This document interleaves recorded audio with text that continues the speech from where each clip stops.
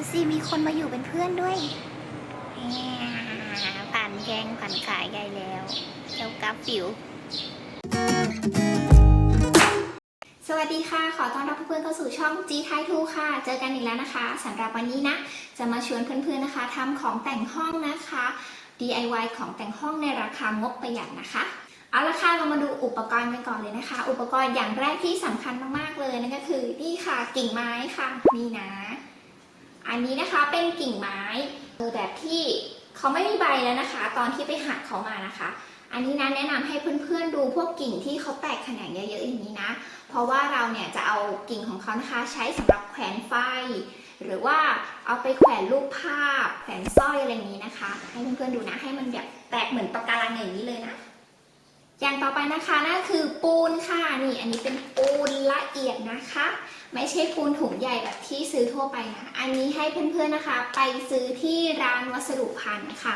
เขาจะขายรู้สึกว่าจะ10โลราคา50 บาทค่ะ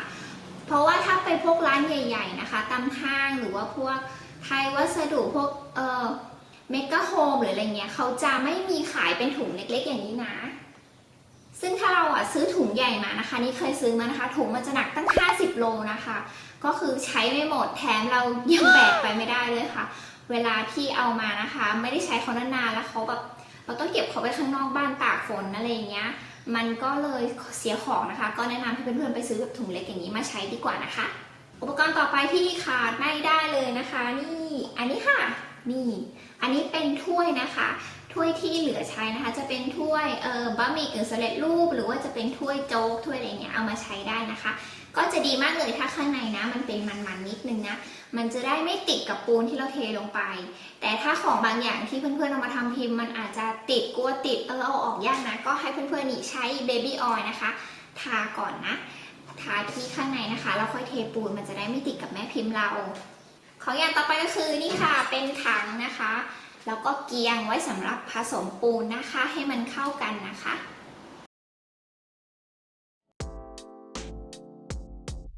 เอาละค่ะเรามาเริ่มขั้นตอนแรกกันเลยนะคะด้วยการผสมปูนค่ะเอาปูนนะคะเทใส่ถังผสมสำหรับน้ำนะคะก็ให้ค่อยๆเติมค่ะถ้ามันแข็งตัวก็ให้เติมน้ำลงไปอีกแต่ถ้ามันเหลวเกินไปก็ให้ผสมเนื้อปูนเพิ่มค่ะ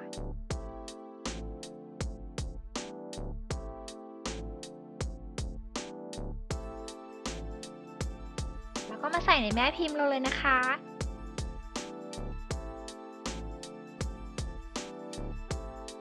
ก็ให้นะคะเพื่อนๆเนี่ยข้อเขย่านะคะตัวแม่พิมพ์กับพื้นนะคะเพื่อที่จะไล่ฟองอากาศไม่ให้ตัวเนื้อปูเนี่ยมันมีรูค่ะ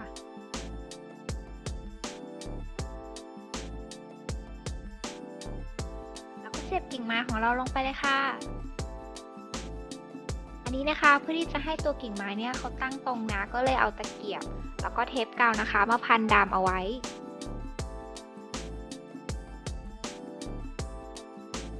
เราเปลี่ยนแม่พิมพ์มาเป็นแบบเหลี่ยมแบนๆนะคะจากฝาค่ะอันนี้ให้เอากิ่งไม้เล็กๆมาปักค่ะแล้วก็ทำช่องสำหรับใส่ของสำหรับตัวนี้นะคะให้เพื่อนๆเอาหินหรือเอาของหนักๆมาถ่วงนิดนึงค่ะมันจะได้เป็นรูแล้วก็เอาออกหลังจากที่เทปูนไป5 ชั่วโมงค่ะ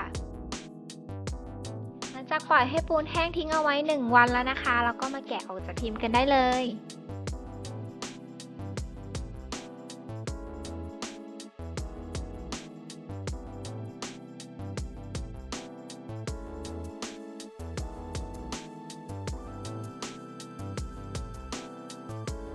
ส่วนอันที่เป็นพวกฝาพลาสติกเนี่ยมันจะมีข้อดีอย่างหนึ่งคือเราสามารถเอากลับมาใช้ได้หลายๆรอบนะคะโดยไม่ต้องฉีกให้ขาดใช้กระดาษทรายขัดแต่งชิ้นงานค่ะ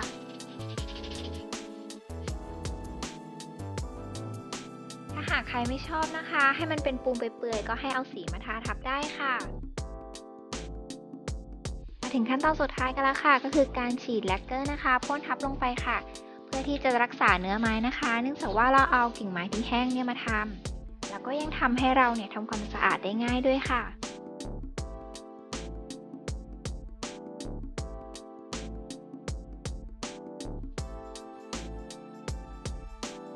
เรียบร้อยแล้วค่ะสำหรับนะคะกิ่งไม้ใช้สำหรับแต่งห้องของเราค่ะ อันนี้นะคะเป็นแบบกิ่งอันเล็กๆนะคะที่ปลายยอดเอามาทำค่ะสามารถแขวนสร้อยแขวนต่างหูหรือว่าอันนี้นะคะเราทำเป็นหลุมเอาไว้ก็เอามาใส่แหวนหรือว่าต่างหูได้เช่นกันค่ะอันนี้เป็นแบบกิ่งใหญ่ขึ้นมาหน่อยนะคะอันนี้พ่นสีนะคะให้เป็นสีทองค่ะ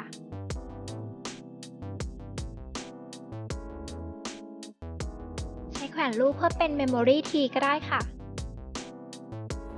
หรือจะใช้ไฟขนลวดมาพันเพื่อใช้เป็นของแต่งบ้านเก๋ๆก็ได้นะคะ